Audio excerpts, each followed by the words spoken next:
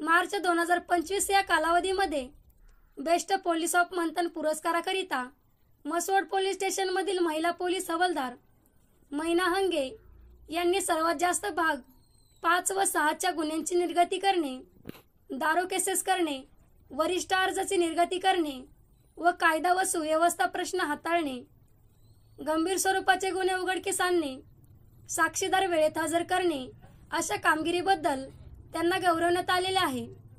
सध्या त्यांच्याकडील बालवडी, रांजणी, वरकुटे मसवड, माळवाडी, इंजबाव, भाटकी, हिंगणी, लोणार खडकी, तुपेवाडी, मोठेवाडी आणि देवापूरच्या बीट अंमलदार म्हणून चार्ज आहे।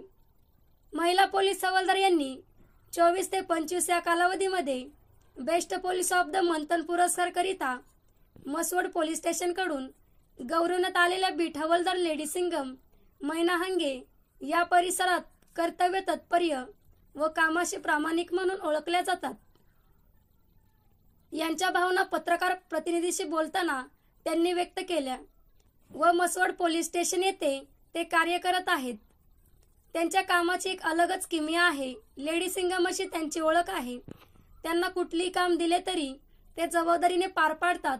अतिशय चितापीने आरोपी यांना पकडतात व कामामध्ये कसूर न करता मसवड पोलीस स्टेशनचे नाव उंचावले आहे व वरिष्ठ पोलीस अधिकारी सातारा जिल्ह्यामध्ये पोलीस स्टेशनचे महिन्याला ज्यांची कामगिरी चांगली असेल त्यांना पुरस्कार दिला जातो।